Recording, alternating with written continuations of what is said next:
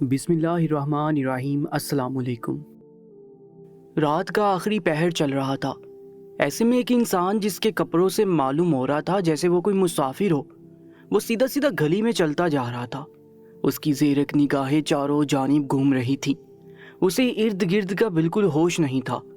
रात का आखिरी पहर था, ऐसे में लोग अपने घरों में दुबके सो रहे थे, लेकिन उस पहर वो शख्स लोगों के घरों का हाल जान रहा था। वो कोई और नहीं था बल्कि सुल्तान थे, उस सल्तनत के बादशाह। वो हमेशा ही रात के पहर निकल कर लोगों के हाल दरियाफ्त करके दिन में उनके हल निकालते थे। बहुत सी रियाया इज्जत की खातिर सुल्तान के पास आकर अपना मसला नहीं बता पाती थी, या फिर बाज़-औक़ात ऐसा हो जाता था कि दिन के पहर लोग ज़्यादा होने की वजह से सुल्तान ज़्यादा रियाया का हाल नहीं सुन पाते थे, तो अक्सर औक़ात वो रात के पहर लोगों का हाल गश्त करके दरियाफ्त करते थे। आज भी वो अकेले ही अंधेरी रात में चलते जा रहे थे। गलियों की नुक्कड़ पर कुत्ते भौंक रहे थे, लेकिन खुदा का करना ऐसा था कि कोई भी गली का आवारा कुत्ता उनको देखकर भौंक नहीं रहा था, बल्कि जैसे वो उस गली में दाखिल होते थे वो आवारा कुत्ते खामोशी से बैठ जाते थे। वो एक दीनदार शख्स थे। आधी रात तक वो अल्लाह ताला की इबादत करते, नवाफिल अदा करते, कई घंटों तक रुकू में रहते थे, तो कई घंटे तक सजदों की हालत में पड़े ज़ारों की तार रोते रहते थे। कभी दुआओं में हाथ उठाए सुबह कर देते थे। उनकी मिसाल आज भी दुनिया में कहीं भी पाई नहीं जाती। लोग उन जैसा बनने की हर वक्त कोशिश करते हैं, लेकिन वो इस दुनिया में एक ही इंसान थे। उन जैसा आज तक इस दुनिया में ना कोई आया है, ना कोई आएगा। उनकी मिसाल आज भी दुनिया वाले लोगों के सामने पेश करते रहते हैं। वो अकेले ही गली का गश्त कर रहे थे कि वो अभी एक दरवाजे के पास से गुजरते कि उन्हें एक मर्द के रोने की आवाज़ें आने लगी। वो मर्द मुसलसल चीखों पुकार मचा रहा था। उसकी आवाज़ में मौजूद दर्द शामिल था। सुल्तान के पांव यकदम ही जंजीर हो गए थे। वो आगे बढ़ नहीं पाए थे। पहले तो उन्होंने यही सोचा कि वो आगे निकल जाते हैं, कल सुबह वजीर के हमरा उस आदमी को दरबार में बुलाकर उसका मसला सुन लेंगे, लेकिन उस आदमी की आवाज़ में इतना दर्द था कि सुल्तान आगे बढ़ ही नहीं पाए थे। उन्होंने दरवाजे को हल्की दस्तक दी और घर में दाखिल हो गए, जबकि वो आदमी जो उम्र में लगभग 30-32 साल का था, वो बाकायदा अपने बालों को नोच नोच कर ज़ारों की तार रो रहा था। सुल्तान ने जब उस आदमी की ये हालत देखी तो वो यकदम ही तरस खा बैठे। उन्होंने उस आदमी की जानिब देखते हुए सवाल किया, "ए आदमी, तुम्हारे साथ ऐसा क्या हो गया जो तुम इतनी दर्दनाक तरीके से रो रहे हो? सब खैर है ना?" उस आदमी ने जब अपने घर में किसी और का वजूद महसूस किया तो यकदम ही वो रोते रोते रुक गया। उसने धुंधलाई आंखों से सुल्तान की जानिब देखा और बड़ाई हुई आवाज़ में कहने लगा, "तुम कौन हो और किसकी इज्जत से मेरे घर में दाखिल हो गए हो?" वो आदमी यकदम ही डर गया था। उसको ऐसा लगा था शायद सुल्तान कोई डाकू या चोर हैं, जब भी रात के उस पहर वो उसके घर में दाखिल हो गए हैं। वो आदमी यकदम ही डर गया था। उसको ऐसा लग रहा था शायद सुल्तान कोई डाकू या चोर हैं, जब भी रात के उस पहर वो उस घर में दाखिल हो गए हैं। लेकिन वो बेवकूफ़ इंसान इस बात से नावाकिफ़ था कि सामने खड़ा शख्स डाकू या चोर नहीं, बल्कि इस सल्तनत के बादशाह हैं। सुल्तान ने उस आदमी की जानिब देखा और उसको आराम करते हुए कहने लगे, "नहीं नहीं, तुम्हें डरने की ज़रूरत नहीं है। दरअसल मैं एक मुसाफिर हूँ, तुम्हारे दरवाजे के पास से गुजर रहा था तो तुम्हारे रोने की आवाज़ आई। मैं यहाँ से जाना चाहता था, लेकिन कुदरती तौर पर मैं तुम्हारे घर में दाखिल हो गया। बताओ तुम्हारे साथ क्या मसला दरपेश आ गया है? मैं हर मुमकिन कोशिश करूँगा तुम्हारी मदद करने की। क्या पता मैं तुम्हारे कुछ काम आ सकूँ।" वो आदमी सुल्तान की जानिब देखते हुए कहने लगा, "मेरे काम कोई नहीं आ सकता। मेरी दुनिया उजड़ चुकी है, मैं बर्बाद हो चुका हूँ, मेरे पास कुछ नहीं बचा।" उस आदमी की आवाज़ में काफ़ी दर्द था। सुल्तान उस आदमी के करीब बैठ गए और उसके शाने पर हाथ रखते हुए कहने लगे, "देखो मियाँ, तुम्हारे साथ जो भी मसला दरपेश आया है तुम मुझे अपना भाई समझकर बता सकते हो। देखो, अगर तुम अपना मसला बताओगे तो तुम्हारा दिल भी हल्का हो जाएगा और हो सकता है मैं तुम्हारी कुछ मदद भी कर सकूं।" उनकी आवाज़ में हमदर्दी थी। उस आदमी ने आंसू भरी निगाहों से सुल्तान की जानिब देखा और रोते हुए कहने लगा, "भाई, मैंने अपनी पसंद की शादी की थी, लेकिन मेरी बीवी मुझे अकेला छोड़कर यहाँ से जा चुकी है। मैं अकेला इस घर में कैसे रहूँगा? मुझे मेरी बीवी चाहिए। मैं उससे बेइंतहा मोहब्बत करता हूँ। अगर वो मुझे ना मिली तो मैं मर जाऊँगा।" उस आदमी ने रोते हुए कहा तो सुल्तान ये पूछे बगैर रह ना पाए, "बताओ तुम्हारी बीवी कहाँ गई है? कोई तो उसका ठिकाना होगा ना? क्या वो अपने मेके गई है?" सुल्तान की बात सुनकर वो आदमी रोते हुए सर नफ़ी में हिलाने लगा। कहने लगा, "नहीं भाई, दरअसल मेरी बीवी भाग गई है, वो भी अपने आशिक के साथ। وہ ایسے کیسے مجھے تنہا چھوڑ کر جا سکتی ہے؟ کیا اسے میری حالت پر رحم نہیں آیا؟ میں اسے کبھی معاف نہیں کروں گا، لیکن میں اس سے دستبردار بھی نہیں ہو سکتا۔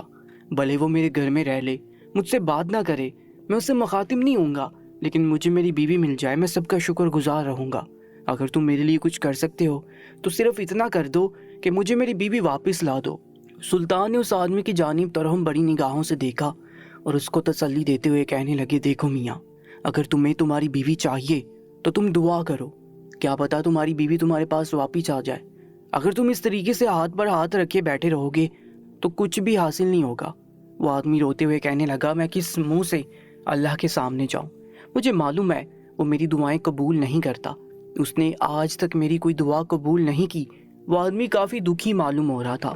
سلطان نے ایک ترہم بری نگاہ سے اس آدمی کو دیکھا اور ایک طائرانہ نگاہ اس کے گھر پر ڈالی۔ وہ گھر کافی چھوٹا سا تھا، چھوٹا سا برآمدہ کمرے کے برابر میں ہی چھوٹا سا باورچی خانہ، اور کمرہ بھی کافی چھوٹا سا تھا، لیکن اس کمرے میں جو چیز انہوں نے دیکھی تھی اس کو دیکھ کر وہ یکدم ہی چونک گئے تھے۔ وہ فرش ایسا معلوم ہوتا تھا جیسے اس پر کوئی راز ہو۔ انہوں نے چونک کر اس آدمی کو دیکھا، لیکن کچھ سوچتے ہوئے وہ اس گھر سے باہر نکل آئے۔ باہر آتے ہی انہیں اس گھر سے ایک عجیب سی وحشت ہوئی تھی۔ وہ آدمی جس انداز میں رو رہا تھا، اس کی چیخ و پکار ابھی تک ان کے کانوں میں گونج رہی تھی۔ انہیں اس آدمی پر رحم بھی آ رہا تھا، لیکن نہ جانے کہ وہ آدمی انہیں جھوٹا معلوم ہو رہا تھا، کیونکہ جو چیز انہوں نے اس گھر کے فرش پر دیکھ لی تھی وہ اس بات کی نشاندہی تھی کہ وہ عورت اپنے عاشق کے ساتھ نہیں بھاگی، بلکہ بات کچھ اور ہے، اور یہ آدمی بات کو کچھ الگ ہی رنگ دے رہا ہے۔ انہیں اب ساری معاملات کی تحقیقات اپنے طور پر کرنی تھی تاکہ معلوم ہو سکے کہ آخر اصل وجہ کیا ہے۔ اس گھر سے نکل کر بھی وہ گلیوں کا گشت کرتے اور لوگوں کے حال معلوم کرتے رہے تھے۔ انہیں بہت سی معلومات آج کے گشت میں پتہ چلی تھی، لیکن سب سے بڑا مسئلہ ان کے لیے ایک اس آدمی کا ہی تھا، کیونکہ انہوں نے کل تک کسی بھی طرح اس عورت کو ڈھونڈنا تھا، کیونکہ ان کے لیے ان کی رعایا کا ایک ایک انسان اہم تھا۔ وہ کبھی بھی نہیں چاہتے تھے کہ کوئی بھی جوڑا ٹوٹ جائے۔ وہ ہمیشہ ہی صلح کرنے کے قائل تھے۔ اگر وہ عورت کسی اور وجہ سے گئی تھی تو وہ اس کو سمجھانا چاہتے تھے، لیکن اس سے پہلے وہ اس عورت سے براہ راست ملاقات کر کے تمام تر حالات معلوم کرنا چاہتے تھے۔ وہ گشت سے اذانوں کے وقت واپس آئے تھے اور سیدھا اپنے حجرے میں جا کر فجر کی نماز ادا کی تھی۔ تھوڑی دیر بعد ہی صبح ہو چکی تھی اور وہ ناشتہ تناول فرما کر دربار کی طرف چلے گئے۔ آج اتفاقی طور پر ان کی ملاقات ان کی ملکہ سے بھی نہیں ہوئی تھی، نہ جانے وہ کہاں موجود تھی۔ ان کو اس بات کا ذرا برابر بھی علم نہیں تھا۔ انہوں نے اپنی کنیز سے اس بارے میں معلوم بھی کیا تھا، لیکن کنیز نے بھی لا علمی کا اظہار کیا تھا۔ فی الحال وہ اس معاملے کو نظر انداز کر گئے تھے، کیونکہ انہیں معلوم تھا کہ ان کی بیوی یہیں کہیں محل میں موجود ہوگی۔ وہ سیدھا دربار آئے تھے۔ دربار میں داخل ہوتے ہی ان کے ادب میں تمام درباری کھڑے ہو گئے، جبکہ وہ ایک شان سے چلتے ہوئے اپنی نشست کے پاس آئے تھے۔ وہاں کھڑے ہو کر انہوں نے سب پر ایک طائرانہ نگاہ ڈالی اور بلند آواز میں سلام کیا۔ ان کے سلام کا جواب تمام تر درباریوں نے کافی ادب سے دیا تھا۔ سلطان نے اپنی بھاری آواز میں سب کا حال دریافت کیا اور اپنی نشست پر ایک شان سے براجمان ہو گئے۔ ان کے بیٹھتے ہی تمام تر درباری بھی بیٹھ چکے تھے۔ سلطان نے دربار کا آغاز کر دیا تھا۔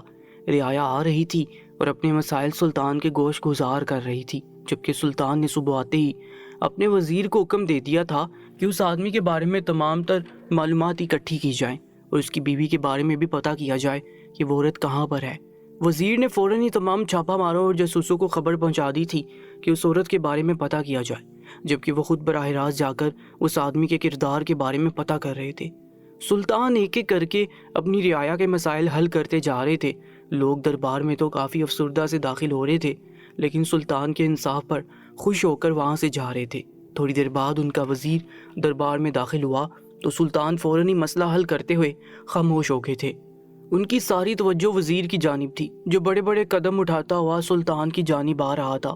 وہ سلطان کے قریب آیا اور ادب سے سلام کر کے سرگوشی زدہ آواز میں تمام تر حالات سے انہیں آگاہ کرنے لگا۔ اس نے تمام معلومات اس آدمی کے بارے میں پتہ کر لی تھی۔ جیسے جیسے وزیر اس آدمی کے بارے میں بتاتا جا رہا تھا، سلطان کے ماتھے پر شکنوں کے جال بچھتے جا رہے تھے، اور اس عورت کا بھی معلوم ہو گیا تھا کہ وہ کہاں پر ہے۔ اس تک یہ بات بھی پہنچا دی گئی تھی کہ سلطان نے اس کو دربار میں یاد کیا ہے، جبکہ اس آدمی کو بھی حکم دے دیا تھا کہ دوپہر کے وقت وہ بھی دربار میں آ جائے۔ تھوڑی دیر بعد ہی دربار کا اختتام کر دیا گیا تھا، جبکہ یہ ایک مخصوص وقت تھا۔ اس مخصوص وقت میں سلطان آرام فرماتے تھے، لیکن اس وقت انہیں اس آدمی کا مسئلہ حل کرنا تھا تھوڑی دیر بعد ایک عورت خود کو صاف چادر کے حالے میں لپیٹی ہوئی دربار میں داخل ہوئی تھی اور سلطان سمیت تمام درباریوں کی ساری توجہ اپنی جانب مبذول کروا چکی تھی۔ اس کے آتے ہی سلطان نے وزیر سے اس آدمی کے بارے میں دریافت کیا تھا کہ وہ کہاں پر ہے۔ وزیر نے بتایا کہ وہ تھوڑی دیر میں آتا ہوگا۔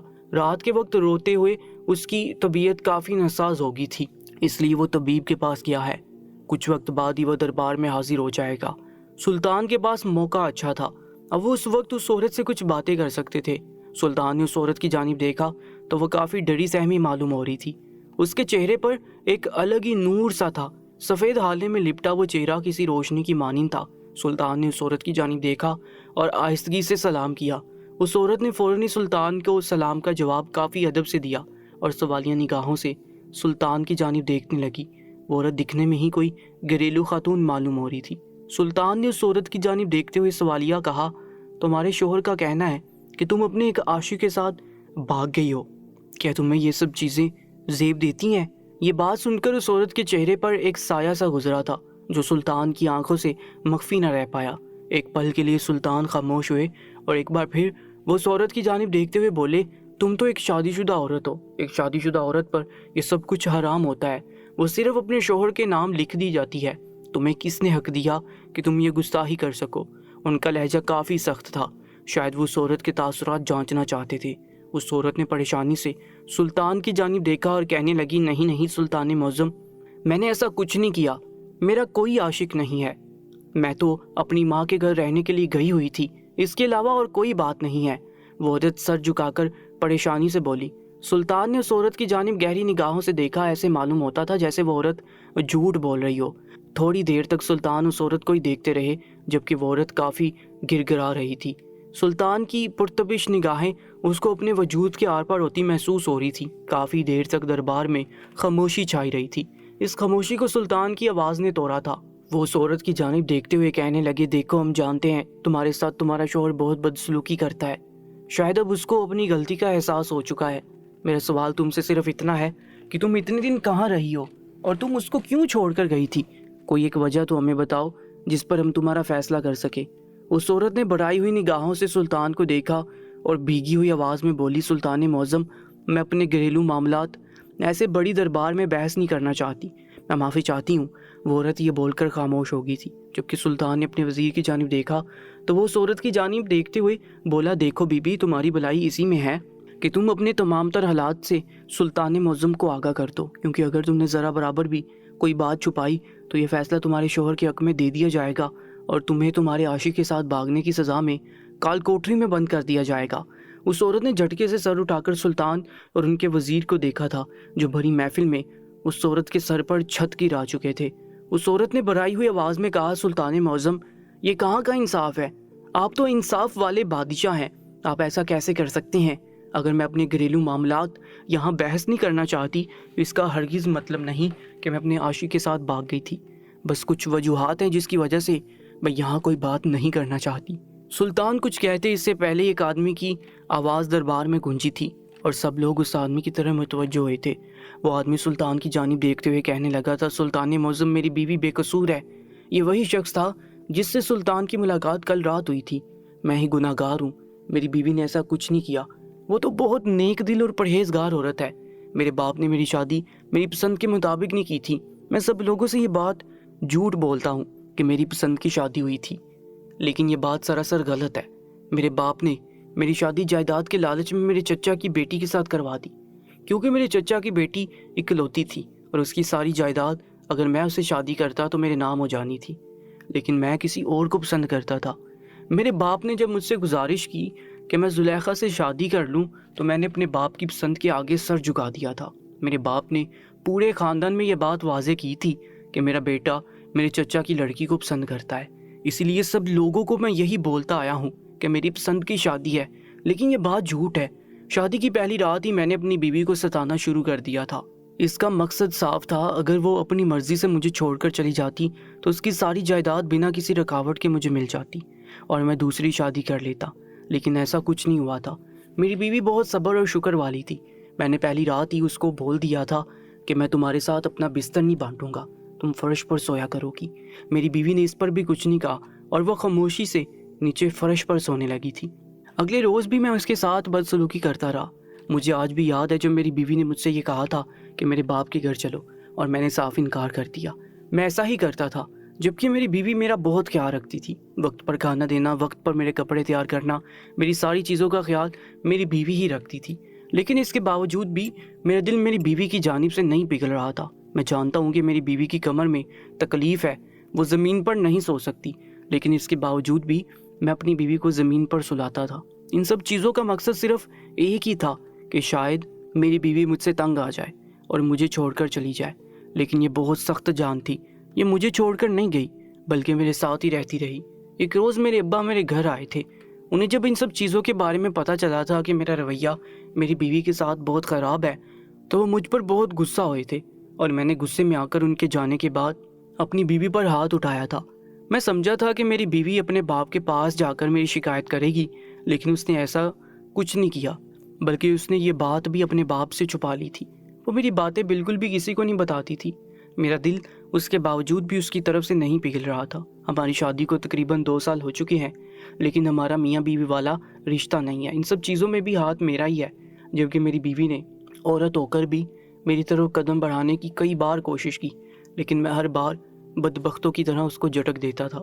مجھے ایک بیماری ہے، میں رات کے وقت جب بھی سیدھا سوتا ہوں تو مجھے سانس لینے میں دشواری ہوتی ہے۔ 2 رات پہلے میں نیند میں تھا اور اتفاقی طور پر میں سیدھا ہو گیا تھا۔ آدھی رات ہوتے ہی مجھے سانس لینے میں پریشانی شروع ہو گئی تھی۔ جب میری بیوی کو اس بات کا احساس ہوا تو اس نے مجھے فوراً ہی کندھے سے پکڑ کر جھنجھوڑ کر اٹھا دیا، لیکن اس کا مجھے اٹھانا اتنا برا لگا تھا کہ میں نے ایک بار پھر اپنی بیوی پر ہاتھ اٹھا دیا تھا اور اس کو بہت برا بھلا کہہ کر کمرے سے باہر نکال دیا تھا۔ میں سمجھا تھا کہ میری بیوی برآمدے میں جا کر تھوڑی دیر روئے گی اور اس کے بعد کمرے میں آ کر واپس سو جائے گی، لیکن یہ میری خام خیالی تھی۔ صبح کے وقت جب میری آنکھ کھلی تو گھر میں سوائے میرے علاوہ کوئی نہیں تھا۔ میں نے ساری جگہ اپنی بیوی کو تلاش کر لیا تھا، لیکن وہ مجھے کہیں بھی نظر نہیں آ رہی تھی، اور یہیں سے میری کایا پلٹ گئی۔ اس کا موجود نہ ہونا مجھے موت کے مترادف لگ رہا تھا۔ میری ساری زندگی الٹ چکی تھی۔ ایک دن میں ہی میں بالکل برباد ہو کر رہ گیا تھا۔ بیوی کتنی انمول چیز ہوتی ہے، اور میں اپنی بیوی کے ساتھ کتنی بدسلوکی کر رہا تھا۔ ایک دن تو میں خود کو ڈپٹتا رہا، خود کو روکتا رہا کہ مجھے میری بیوی یاد نہیں آ رہی تھی، لیکن میں خود سے کب تک جھوٹ بولتا۔ کل رات کو میں تھک گیا تھا۔ اپنی بیوی کی یاد میں بہت برے طریقے سے رو رہا تھا، تو ایک مسافر میرے پاس آیا اور اس نے مجھے بہت سمجھایا تھا۔ اس نے کہا تھا کہ تم اللہ سے دل سے دعا کرو، وہ تمہاری دعا ضرور سنے گا۔ اور اس آدمی کے کہنے کے مطابق میں نے اس کے جاتے ہی مصلی بچھایا تھا اور اس پر بیٹھ کر اللہ سے زاروں کی طرح رو رو کر دعائیں مانگی تھی کہ مجھے ایک بار اپنی بیوی سے ملاقات کروا دے۔ میں اب دوبارہ اس کے ساتھ کوئی بدسلوکی نہیں کروں گا، اور شاید وہ قبولیت کی گھڑی تھی اور میری دعا قبول ہوگی، اور آج ہی میری بیوی سے ملاقات ہوگی۔ وہ آدمی یہ سب بول کر خاموش ہو گیا۔ اس کے خاموش ہوتے ہی دربار میں ایک ایسی خاموشی چھا گئی تھی۔ سلطان ان دونوں میاں بیوی کو ہی دیکھ رہے تھے۔ وہ آدمی کافی دیر خاموش رہنے کے بعد یکدم ہی گھٹنوں کے بل زمین پر بیٹھا اور اپنی بیوی کی جانب رخ کرتے ہوئے کہنے لگا، زلیخا، میں تمہارا گناہ گار ہوں۔ میں نے تمہاری زندگی کے 2 سال برباد کر دیے ہیں۔ میں چاہتا تھا کہ میں اپنی بیوی کو سر آنکھوں پر بٹھاؤں، اس کے ساتھ زندگی گزاروں، لیکن ماں باپ کی زور زبردستی کی وجہ سے میں تمہارے ساتھ بدسلوکی کرنے پر مجبور ہو گیا تھا۔ لیکن جب سے تم گھر سے گئی ہو، مجھے اس بات کا احساس ہو گیا ہے کہ تم میرے لیے کتنی انمول ہو۔ میں تمہارے بغیر ایک پل نہیں رہ سکتا۔ اگر تم مجھے نہیں ملی تو میں مر جاؤں گا۔ مجھے معاف کر دو اور ایک بار میرے ساتھ گھر چلو، میں تمہیں رانی کی طرح رکھوں گا۔ سلطان یہ ملن کافی غور سے دیکھ رہے تھے۔ اس عورت نے اپنے شوہر کو قدموں میں دیکھا تو وہ فوراً ہی اس کے پاس بیٹھ گئی اور اس کے آنسو صاف کرتے ہوئے کہنے لگی، نہیں نہیں، آپ کو معافی مانگنے کی ضرورت نہیں ہے، میں آپ کو معاف کر چکی ہوں۔ شاید میرے صبر کا پھل مجھے مل چکا ہے۔ میں امی کے گھر میں تھی، لیکن میں نے انہیں منع کیا تھا کہ وہ آپ کو نہ بتائیں کہ میں یہاں پر رہ رہی ہوں، کیونکہ آپ مجھ سے اتنا بدظن ہو گئے تھے کہ آپ میری شکل بھی دیکھنا نہیں چاہتے تھے۔ اس لیے میں آپ سے بہت دور چلی گئی تھی تاکہ آپ سکون کی زندگی گزار سکیں۔ سلطان دھیما سا مسکرائے تھے۔ اس شخص نے سلطان کی بات پر عمل کرتے ہوئے اللہ تعالیٰ سے دعا مانگی تھی، اور اللہ نے اس کی طرف کو دیکھتے ہوئے اس کو اس کی بیوی سے نواز دیا تھا۔ سلطان جب اس گھر سے نکل رہے تھے تو ان کے دل میں بھی یہی خیال تھا کہ یہ آدمی بیچارہ ہے، غلطی اس کی بیوی کی ہے۔ لیکن جب ان کی نظر اس گھر کے فرش پر پڑی تھی اور وہاں بچھا ہوا وہ بستر اس بات کی گواہی تھا کہ یہ بستر ایک عورت کا ہے، اور اس پر ہی سمجھ گئے تھے کہ یہ آدمی جھوٹ بول رہا ہے، لیکن وہ ساری حقیقت سے ناواقف تھے، اس لیے انہوں نے اس عورت کی چھان بین کروائی تھی۔ سلطان ہمیشہ ہی اس بات کے خلاف رہے تھے کہ میاں بیوی کے درمیان طلاق نہ ہو۔ وہ کسی بھی طریقے سے میاں بیوی کا رشتہ بحال کروا دیتے تھے، اور آج بھی ویسا ہی ہوا تھا۔ اس واقعے سے یہ بات ثابت ہوتی ہے کہ اگر انسان کا ہمسفر مخلص اور صبر شکر والا ہو تو وہ کتنا بھی آوارہ اور عیاش کیوں نہ ہو، وہ راہ راست پر آ جاتا ہے۔ انسان کا صبر کبھی بھی رائے گا نہیں جاتا، اس لیے ہمیں ہمیشہ صبر کے ساتھ زندگی گزارنی چاہیے، تاکہ جب ہمیں صبر کا پھل ملے تو ہم خوشی سے پھولے نہ سمائیں۔ سلطان رات کے آخری پہر اپنی خوابگاہ سے نکل کر سیدھا اپنے مخصوص کمرے میں آئے تھے۔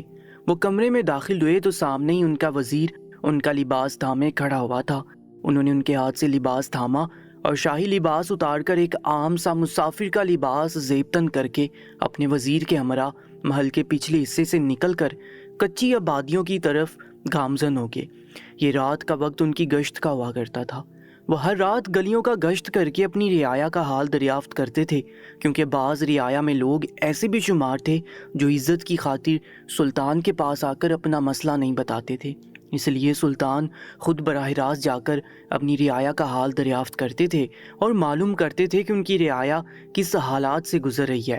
بعض اوقات تو ان کو ایسے کیس دیکھنے کو ملتے تھے کہ ان کا دل بھر آتا تھا کہ ان کی رعایا اتنی مشکل حالات سے گزر رہی ہے اور ان کو اس بات کا علم تک نہیں ہے۔ وہ کچی آبادی کے راستے پر اپنے وزیر کے ساتھ ہی موجود تھے۔ تھوڑی دور جا کر سلطان نے اپنے وزیر کو حکم دیا کہ وہ دوسری گلی میں جا کر خاموشی سے گشت کریں، کیونکہ وقت کم ہے اور جگہ زیادہ ہے، اس لیے وہ نہیں چاہتے تھے کہ کوئی بھی حصہ باقی رہ جائے۔ وزیر نے ان کے حکم پر سر جھکا دیا اور ایک گلی میں مڑ گیا۔ اب سلطان اکیلے ہی سیدھا چلتے جا رہے تھے۔ ان کی نگاہیں چاروں جانب گھوم رہی تھی۔ ایک گھر کے سامنے وہ رکے تو انہیں ایک چھوٹا سا بچہ باہر ہی کھڑا ہوا نظر آیا۔ وہ دھیرے دھیرے چلتے ہوئے اس بچے کے پاس آگے اور اس کے قریب بیٹھ کر پوچھنے لگے، کیا ہوا ہے؟ اس پہر تم باہر کیا کر رہے ہو؟ اس بچے نے سلطان کی جانب دیکھا اور اندر روتے ہوئے اشارہ کرنے لگا، کہنے لگا۔ سلطان کو پہلے تو کچھ سمجھ نہیں آیا، لیکن جیسے ہی ان کی نظر اندر کو پڑی تو ان کا دل گھبرا گیا۔ اندر ایک بوڑھا آدمی بستر مرگ پر پڑا ہوا تھا اور تکلیف سے کراہ رہا تھا۔ سلطان فوراً ہی اندر داخل ہوئے اور اس بوڑھے کو اٹھنے میں مدد کرنے لگے۔ انہوں نے فوراً ہی مشکیزے میں پانی بھر کر اس بوڑھے کے لبوں سے لگایا تو فوراً ہی وہ بوڑھا سارا پانی گھٹا گھٹ پی گیا۔ پانی پی کر اس نے ایک سکون کا سانس خارج کیا اور سلطان کی جانب تشکر بڑی نگاہوں سے دیکھتے ہوئے کہنے لگا، میں آپ کا بہت شکر گزار ہوں۔ اگر اس پہر آپ میری مدد نہ کرتے تو نہ جانے مجھے کیا ہو جاتا۔ سلطان نے بنا کچھ بولے سر کو ہلکی جنبش دی اور وہاں سے نکل گئے۔ ایک پل کو ان کو ایسا گمان ہوا کہ اس گھر میں کوئی اور بھی موجود ہے، لیکن اپنا وہم سمجھ کر وہ باہر آ گئے تھے اور ایک بار پھر گشت کرنے لگے، اور تھوڑی دور ہی گئے ہوں گے کہ ایک عورت ادھر ادھر دیکھتے ہوئے سیدھا جا رہی تھی۔ سلطان کو ایک پل کو محسوس ہوا شاید یہ عورت جسم فروش ہو، جبھی رات کے اس پہر باہر گھوم رہی ہے۔ اگر وہ جسم فروش تھی تو سلطان اس کو سزا دینے والے تھے، اگر نہیں تو پھر وہ کوئی بیچاری عورت تھی جس کی مدد کرنا سلطان پر فرض تھا۔ لیکن کچھ سوچتے ہوئے وہ اس عورت کے قریب چلے گئے۔ جب اس عورت نے اپنے قریب ایک مرد کو آتے دیکھا تو وہ فوراً ہی محتاط ہو کر کھڑی ہو گئی۔ سلطان اس عورت کے قریب گئے، کہنے لگے، عورت سب خیر ہے؟ اس پہر باہر کیا کر رہی ہو؟ ان کا انداز کافی نرمی والا تھا۔ اس عورت نے سلطان کو دیکھا تو وہ اسے کافی جاندار مرد لگے۔ ان کا پہناوا اس بات کی گواہی تھا کہ وہ کوئی غریب نہیں تھے۔ انہوں نے ایک مسافر کا لباس زیبتن کیا ہوا تھا، اس لیے وہ کافی رئیس معلوم ہو رہے تھے۔ وہ عورت پہلے تو سلطان کو اوپر سے نیچے تک بغور دیکھتی رہی، پھر مسکراتی ہوئی کہنے لگی، مسافر ہو؟ سلطان نے سن کر سر اس بات میں ہلایا۔ وہ عورت گہرا مسکرائی اور مٹھاس بڑے لہجے میں کہنے لگی، اگر مزہ چاہتے ہو تو میرے ساتھ چلو، ایسا مزہ دوں گی کہ ساری زندگی یاد رکھو گے اور بار بار اس طرف کو آؤ گے۔ وہ عورت عجیب سے لہجے میں آنکھیں گھما کر بولی۔ سلطان نے طائرانہ نگاہ اس عورت کے وجود پر ڈالی تو انہیں کہیں سے بھی وہ عورت جسم فروش معلوم نہیں ہو رہی تھی۔ اس کا پہناوا، اس کا چال چلن بالکل عام گھریلو عورتوں جیسا تھا۔ سلطان پہلی نظر میں ہی قریب آ کر پہچان چکے تھے کہ یہ عورت جسم فروش نہیں ہے۔ سلطان اس عورت کو دیکھتے ہوئے کہنے لگے، تمہاری بات کا مطلب میں سمجھ نہیں پا رہا ہوں، تم کیسے مزے کی بات کر رہی ہو؟ مجھے ذرا تفصیل سے آگاہ کرو تاکہ میں تمہارے ساتھ چلنے پر آمادہ ہو جاؤں۔ وہ عورت سن کر کہنے لگی، میں ایک ایسے مزے کی بات کر رہی ہوں جس کی ہر مرد خواہش کرتا ہے، اور اگر غیر عورت میسر ہو جائے تو اس کی موجیں لگ جاتی ہیں۔ تمہیں اس کا پیسہ بھی دینا نہیں پڑے گا، بلکہ تم یہ مزہ مفت میں حاصل کر سکتے ہو۔ سلطان سمجھ چکے تھے کہ وہ کس چیز کے بارے میں بات کر رہی ہے۔ وہ عورت سیدھی زبان میں زنا کی دعوت دے رہی تھی۔ ایک پل کو سلطان نے کھڑے ہو کر وہاں سوچا اور پھر ہاں بول کر اس عورت کے پیچھے چل پڑے۔ وہ عورت سیدھا سیدھا چلتی جا رہی تھی جبکہ سلطان بھی اس عورت کے ہم قدم ہو کر چل رہے تھے۔ ان دونوں کے درمیان راستے بھر میں کوئی بات چیت نہیں ہوئی تھی۔ سلطان آگے پیچھے بھی نظر دوڑا رہے تھے، کیا پتا یہ اس عورت کی سازش ہو اور سلطان کا کوئی دشمن انہیں پھنسانا چاہتا ہو، اس لیے وہ ہر چیز سے محتاط رہنا چاہتے تھے۔ ان کے بیس کے نیچے ان کی تلوار بھی موجود تھی، اگر کوئی بھی خطرہ ہوتا تو وہ اپنی تلوار کا استعمال کر سکتے تھے۔ انہوں نے فوراً ہی اپنے پاؤں کے پاس خنجر کو بھی محسوس کر لیا تھا کہ ان کا خنجر ان کے پاس ہی تھا، یعنی وہ مکمل طور پر طاقتور تھے۔ وہ عورت سیدھا انہیں ایک متوسط گھر کے پاس لے کر آئی تھی۔ سلطان نے پورے گھر کو ایک نظر میں ہی بانپ لیا تھا کہ یہ کسی تاجر کا گھر ہے۔ وہ عورت سلطان کو لے کر گھر میں داخل ہوئی۔ وہ سیدھا ایک کمرے میں چلی گئی جبکہ سلطان کو برآمدے میں ہی ٹھہرنے کا بول دیا تھا۔ سلطان آگے پیچھے نظر ڈال رہے تھے اور گھر کا جائزہ لے رہے تھے۔ وہ گھر دکھنے میں کافی خوبصورتی سے بنا ہوا تھا۔ باہر برآمدہ تھا جبکہ سامنے ایک خوبصورت سا کچن بنا ہوا تھا اور اس کے برابر میں 2 کمرے موجود تھے۔ ایک کمرے کا دروازہ بند تھا جبکہ ایک کمرے میں جالی دار پردہ ڈلا ہوا تھا جس میں وہ عورت گئی تھی۔ تھوڑی دیر بعد وہ عورت باہر آئی، کہنے لگی تمہارے مزے کا انتظام میں اس کمرے کے اندر کر چکی ہوں۔ امید کرتی ہوں کہ تم اس مزے سے پر لطف ہوگے اور مجھے دعائیں دو گے۔ اگر ہو سکے تو اس عورت کو بھی خوش کر دینا، وہ تمہیں بہت سی انعامات سے بھی نواز دے گی۔ سلطان نے سر کو ہلکی جنبش دی اور کمرے میں داخل ہو گئے۔ کمرے میں داخل ہوتے ہی گلاب کی خوشبو ان کی ناک کے نتنوں سے ٹکرائی۔ کمرے کا منظر کافی خوبصورت سا تھا، کمرے میں گلاب ہی گلاب بکھرا ہوا تھا۔ سلطان کو اس منظر سے عجیب سی وحشت ہو رہی تھی۔ ان کی نظر مسیری کی جانب اٹھی تو وہاں پر ایک عورت پیٹھ موڑے بیٹھی ہوئی تھی۔ اس کی پشت سلطان کی طرف تھی جبکہ اس کی پشت پر اس کی زلفیں بکھری ہوئی تھی۔ ایک پل کو سلطان اس عورت کی زلف دیکھ مبہوت ہو گئے تھے، لیکن دوسرے پل انہوں نے اس عورت پر سے نظر پھیر لی تھی۔ وہ یہاں پر اس عورت کو ہدایت دینے کے لیے آئے تھے اور اگر وہ بہت بڑی جسم فروش تھی تو اس کو سزا کے طور پر وہ کال کوٹری میں بند کرنے کا ارادہ رکھتے تھے۔ وہ عورت سلطان کی موجودگی پا کر اپنی جگہ سے کھڑی ہوئی اور رخ پھیرتے ہی بولی، تو آپ آئے ہیں میرے پاس، آپ کا نام کیا ہے؟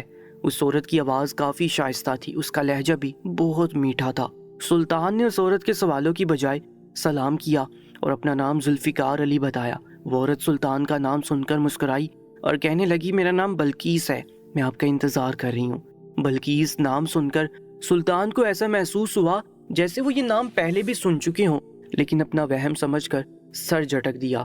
سلطان کچھ کہتے اس سے پہلے ہی وہ عورت خوش آمدی لہجے میں بولی، ویسے عالی جناب، کھانے میں آپ کو کیا پسند ہے اور پینے کے بارے میں بھی آپ مجھے بتا سکتی ہیں، میں آپ کے مطلب کی چیز بھی آپ کے قدموں میں پیش کر دوں گی۔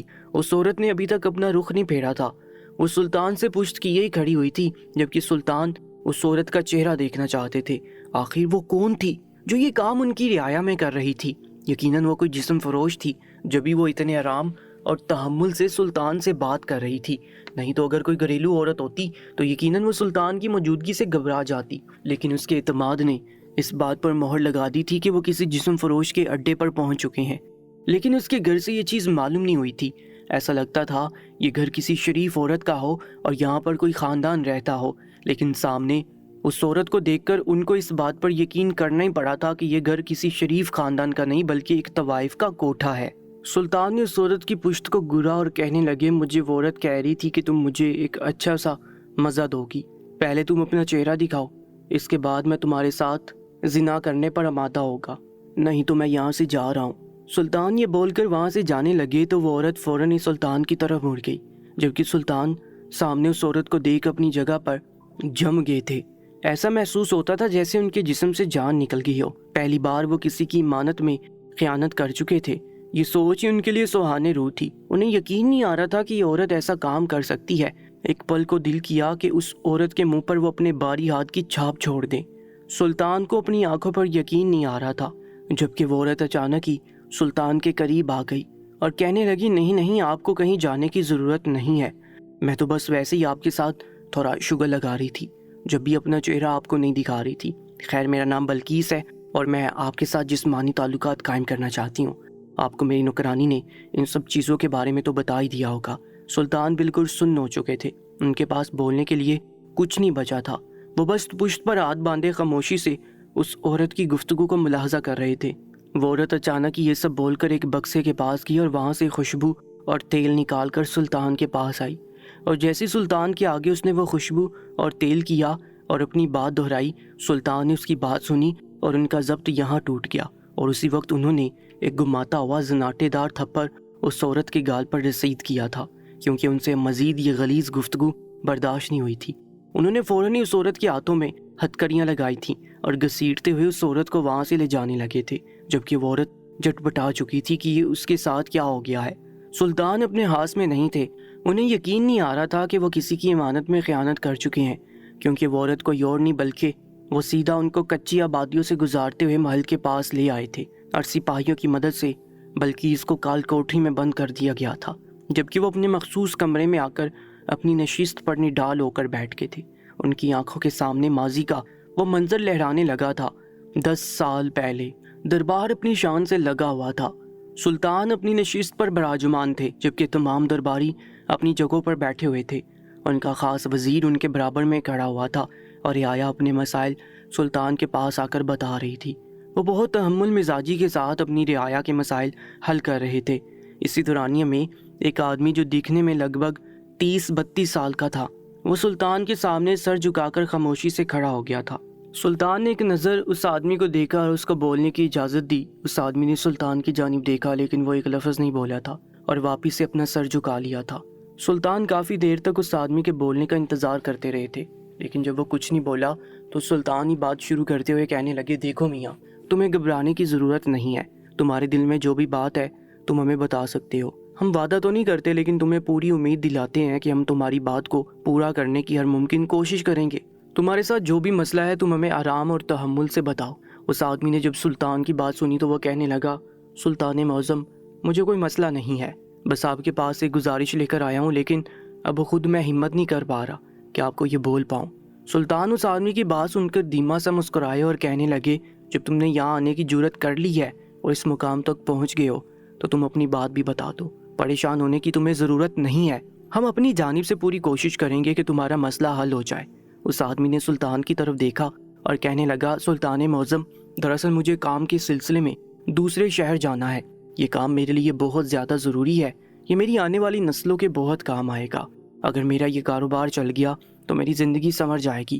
سلطان نے یہ بات سنی تو وہ اس آدمی کا حوصلہ بڑھاتے ہوئے کہنے لگے، تو تمہیں وہاں ہر حال میں جانا چاہیے اور تمہیں یہ کام لازمی کرنا چاہیے، ہم بھی تمہارے لیے دعا کریں گے کہ تم اپنے منصوبے میں کامیاب ہو جاؤ۔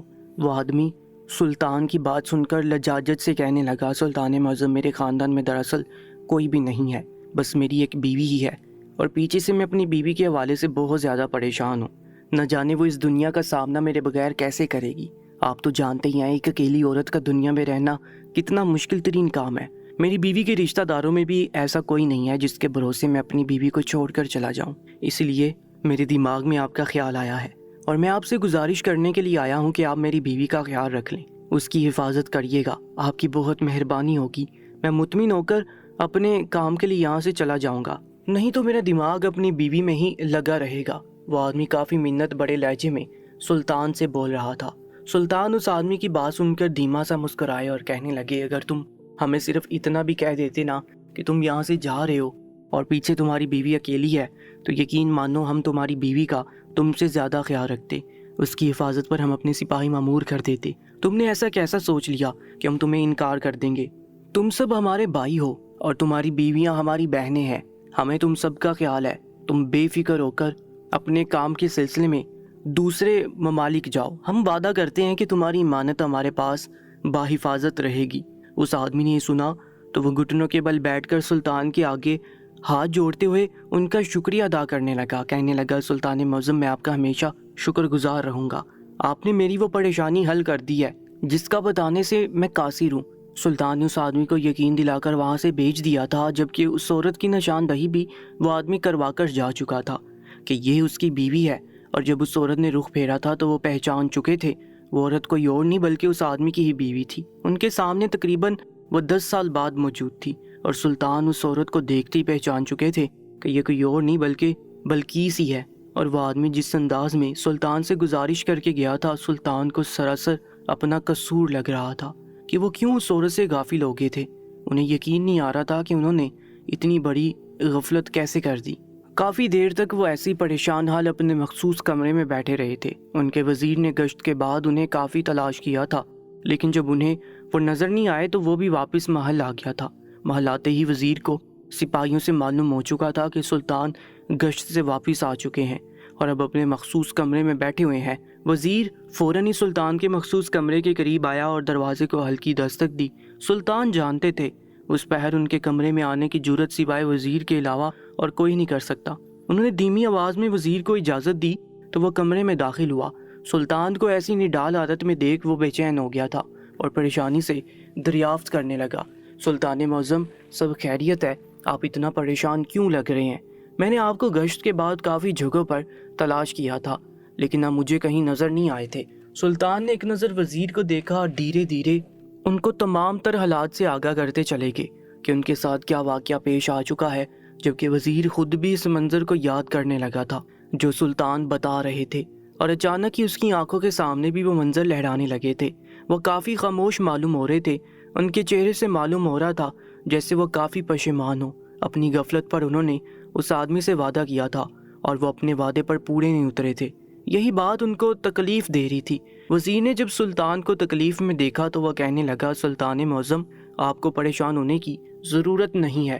آپ کئی سال تک اس عورت کی حفاظت کرتے رہے تھے، اس پر نظر رکھی ہوئی تھی، لیکن آپ جانتے ہیں نا، جب عورت ذات بغاوت پر اترتی ہے تو اس پر کتنے بھی پہرے کیوں نہ بٹھائے جائیں، وہ اپنی مرضی کر کے ہی دم لیتی ہے۔ اس میں آپ کا کوئی قصور نہیں ہے، آپ اتنا زیادہ خود کو تکلیف نہ دیں۔ سلطان وزیر کی بات سن کر کہنے لگے، نہیں وزیر، بات تکلیف یا شرمندہ ہونے کی نہیں ہے، بات سراسر ہماری غفلت کی ہے۔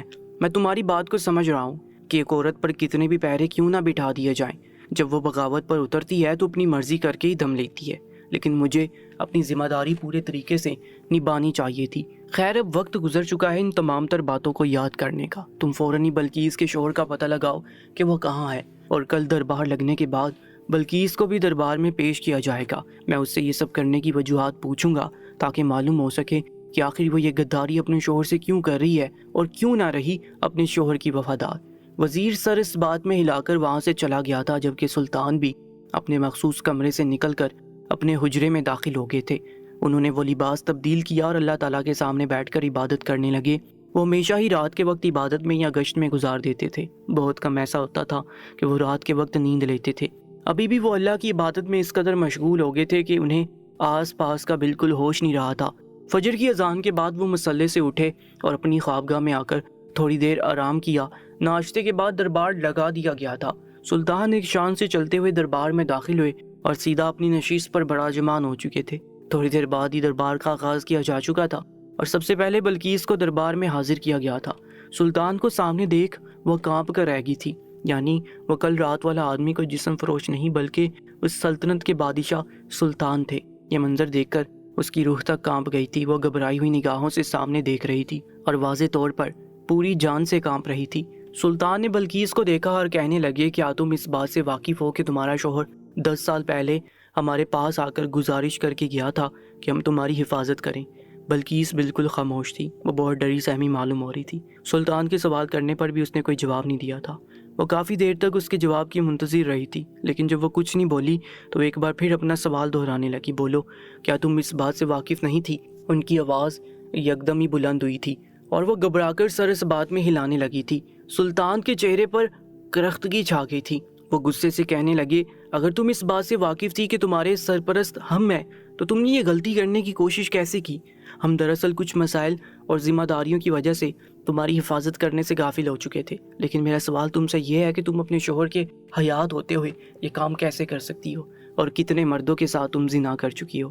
تمہیں یہ خیال نہیں آیا کہ تم اپنے شوہر کی امانت ہو، اس کی عزت ہو، تم نے یہ کام کرنے کی جرأت کیسے کی؟ کیا تم اس بات سے ناواقف ہو کہ ہماری سلطنت میں مرد ہو یا عورت دونوں کو زنا کرنے سے منع کیا گیا ہے، اور جو شخص بھی ہماری سلطنت میں زنا کرتا ہے ہم اس کو کال کوٹری میں بند کر دیتے ہیں یا پھر پھانسی کے پھندے پر چڑھا دیتے ہیں؟ بولو، یہ سب کیا ہے؟ ان کی آواز بلند سے بلند تر ہوتی جا رہی تھی، جبکہ وہ عورت کانپ کر رہ گئی تھی۔ سلطان نے جب اس عورت کی حالت غیر ہوتی دیکھی تو وہ اپنا لہجہ ہموار کرتے ہوئے کہنے لگے، دیکھو، ڈرنے سے کوئی فائدہ نہیں ہے، جو غلطی کر چکی ہو اس کا خمیازہ تمہیں بھگتنا پڑے گا۔ صرف مجھے اتنا بتا دو کہ تم یہ کام کتنے مردوں کے ساتھ کر چکی ہو اور یہ سب کچھ کیوں کرتی آ رہی ہو۔ اس عورت نے سلطان کی جانب دیکھا اور کہنے لگی، سلطان معظم، میں نے آج سے پہلے کبھی یہ کام نہیں کیا۔ اس چیز کی گواہی میری ملازمہ بھی آپ کو دے سکتی ہے۔ اگر آپ کو یقین نہیں تو آپ اس سے پوچھ سکتی ہیں۔ پہلی بار میں خود کی حالت سے بیزار ہو گئی تھی اور اکیلے پن کو محسوس کرتے ہوئے میں نے اپنی ملازمہ سے کہا تھا کہ کوئی قوی مرد لے کر آؤ جو میرے سر کے بالوں کی مالش کر سکے اور مجھے خوشبو سے مہکا دے اور میرے وجود کی بڑھتی ہوئی تشنگی کو مٹا دے۔ جیسے ایک مرد کو سلطان معظم جسمانی خواہش ہوتی ہے، ایک عورت کو بھی ایسے ہی ہوتی ہے۔ میں بھی انسان ہوں، 10 سال ہو چکے ہیں اپنے شوہر کا انتظار کرتے ہوئے، لیکن جب سے وہ گئے ہیں وہ ایک بار بھی پلٹ کر نہیں آئے، نہ ہی انہوں نے مجھ سے کوئی رابطہ رکھا۔ میں کب تک ان کے نام پر بیٹھی رہوں گی؟ مجھے تو یہ بھی معلوم نہیں ہے کہ وہ حیات ہیں یا مر چکے ہیں۔ وہ عورت کافی آبدیدہ لگ رہی تھی، اس کی آنکھوں سے لگاتار آنسو بہہ رہے تھے، اس کی آنکھوں میں سچائی تھی، اس کے لہجے سے معلوم ہو رہا تھا کہ وہ ٹوٹ چکی ہے۔ سلطان کافی دیر تک اس عورت کو دیکھتے رہے۔ اس عورت کی باتوں سے انہیں سکون سا ملا تھا، یعنی اس آدمی کی ایمانت میں خیانت نہیں ہوئی تھی۔ سلطان ابھی کچھ کہتے کہ اچانک ہی وزیر بڑے بڑے قدم لیتا ہوا سلطان کی نشست کے پاس آیا۔ تمام لوگ وزیر کی جانب متوجہ ہو گئے تھے۔ وزیر سلطان کے قریب آیا اور سرگوشی زدہ آواز میں بتانے لگا کہ اس عورت کے شوہر کا معلوم ہو چکا ہے کہ وہ کہاں پر ہے۔ سلطان نے بے چینی سے وزیر کی جانب دیکھا اور کہنے لگے، بتاؤ کہاں پر ہے وہ بدبخت شخص جو 10 سال سے ایسا غائب ہوا تھا کہ اسے اپنی بیوی کا ہوش ہی نہیں ہے۔ جبکہ یہ بات سن کر وہ عورت بھی سلطان اور وزیر کی جانب متوجہ ہو گئی تھی۔ وزیر نے سلطان کو ایک نظر دیکھا اور سامنے کی طرف اشارہ کر دیا۔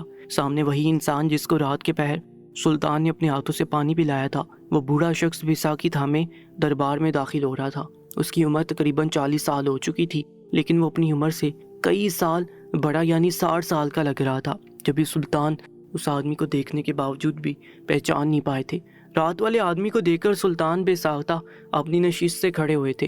جبکہ اس عورت نے مڑ کر اپنے شوہر کو 10 سال بعد اپنے سامنے دیکھا تو وہ یکدم ہی گھٹنوں کے بل زمین بوس ہو گئی تھی۔ وہ عورت اپنے شوہر کو دیکھتے پہچان چکی تھی، جبکہ وہ آدمی بھی کئی سال بعد اپنے سامنے اپنی بیوی کو دیکھ بے قرار سا اس کے پاس آنے کی جدوجہد کر رہا تھا۔ وہ عورت زاروں کی طرح رو رہی تھی، جبکہ بیساکھی تھامے وہ شخص فوراً ہی اپنی بیوی کے پاس آیا تھا اور اس کو اپنے سینے سے لگا لیا تھا۔ سلطان اپنی نشست پر واپس بیٹھ گئے تھے۔ کافی دیر تک وہ دونوں ایک دوسرے کے سینے سے لگے زاروں کی طرح روتے رہے۔ تھوڑی دیر بعد سلطان نے وزیر کو حکم دیا کہ ان کو علیحدہ کیا جائے تاکہ اصل حقیقت معلوم ہو سکے کہ یہ شخص 10 سال تک کہاں پر تھا۔ سلطان نے اس آدمی سے پوچھا کہ بتاؤ 10 سال تک تم کہاں پر تھے اور تم نے اپنی بیوی سے رابطہ کیوں نہیں کیا؟ اس آدمی نے جو بات بتائی وہاں پر موجود تمام لوگ ہی اس آدمی کی بات سن کر دنگ رہ گئے تھے۔ وہ کہنے لگا، سلطان معظم، میں جب اپنے کام کے سلسلے میں دوسرے ملک گیا تھا، وہاں پر ایک عورت عیسائی تھی۔ اس عورت سے میرے معاملات کافی اچھے چل رہے تھے، لیکن کچھ روز بعد ہی اس عورت نے مجھ سے شادی کی خواہش ظاہر کر دی۔ میں اکیلا تھا، مجھے وہ عورت مناسب لگی اور میں نے اس سے شادی کر لی، لیکن مجھے یہ بات معلوم نہیں تھی کہ وہ عیسائی مذہب سے تعلق رکھتی ہے۔ جیسے میری شادی ہوئی اور مجھے یہ بات معلوم ہوئی تو مجھے بے حد افسوس ہوا اور میں نے اسے علیحدگی اختیار کرنی چاہی، لیکن وہ عورت کافی تیز ترار خاتون تھی۔ اس نے مجھ پر کالا جادو کر دیا، جس کی وجہ سے میں دھیرے دھیرے گھلتا چلا گیا۔ میں جب بھی اسے طلاق دینا چاہتا وہ کوئی ایسا تعویذ مجھے گھول کر دے دیتی جس کی وجہ سے میں طلاق کو بھول جاتا اور اپنی بیماری میں لگ جاتا۔ وقت گزرنے کے ساتھ ساتھ میری حالت مزید خراب ہوتی چلی گئی اور ہمیں مجبوراً واپس اپنے شہر ہی آنا پڑا۔ مجھے یہاں پر آئے ہوئے ابھی 2 ماہ ہوئے ہیں۔ میں کسی بھی طریقے سے اپنی بیوی سے ملنا چاہتا تھا، لیکن وہ عورت مجھے گھر سے نکلنے نہیں دیتی۔ اس روز جب رات کے پہر مجھے پانی دینے کے لیے آئے تھے وہ گھر میں موجود تھی، لیکن میری حالت کو دیکھتے ہوئے بھی اس نے میری مدد نہیں کی تھی۔ وہ چھوٹا بچہ میرا ہی بیٹا ہے، وہ اس کا بھی خیال نہیں کرتی، حالانکہ وہ اس کی اولاد ہے۔ میری زندگی خراب ہو چکی ہے۔ آج جب میں سب چیزوں سے تھک گیا ہوں اور اپنی بیوی سے ملنے کے لیے بے قرار ہو گیا تھا تو میں اپنی تکلیف کو چھوڑ کر گھر سے اکیلا ہی نکل گیا تھا، اور اتفاقی طور پر راستے میں آپ کا وزیر مجھے ٹکرا گیا اور وہ مجھے یہاں لے آیا۔ سلطان نے اپنے وزیر کی جانب دیکھا تو وہ سر اس بات میں ہلا رہا تھا۔ سلطان نے ان دونوں میاں بیوی کو باخیریت ان کے گھر پہنچایا، جبکہ اسے عیسائی مذہب سے تعلق رکھنے والی عورت کو کال کوٹری میں بند کر دیا، اور سلطان نے اپنے شاہی طبیب کے ذریعے اس کا علاج بھی کروایا تھا۔ اس واقعے سے یہ بات ثابت ہوتی ہے، بعض اوقات جو چیزیں ہمیں دکھائی جا رہی ہوتی ہیں، ان باتوں کے پیچھے بھی بہت بڑے راز چھپے ہوتے ہیں جس سے ہم لوگ ناآشنا ہوتے ہیں۔ اور اگر ان کی صحیح طریقے سے تصدیق کی جائے تو حقیقت جلدی سامنے آ جاتی ہے، لیکن دیکھی دکھائے پر یقین کر کے جو بھی شخص فیصلہ دیتا ہے وہ بادشاہ نہیں بلکہ فرعون ہوتا ہے۔ مزید ویڈیوز کے لیے چینل کو سبسکرائب کر کے ساتھ موجود بیل آئیکن پر بھی کلک کر لیجیے گا، اور آج کی ہماری اس کہانی کے بارے میں اپنی قیمتی رائے سے ضرور آگاہ کیجیے گا۔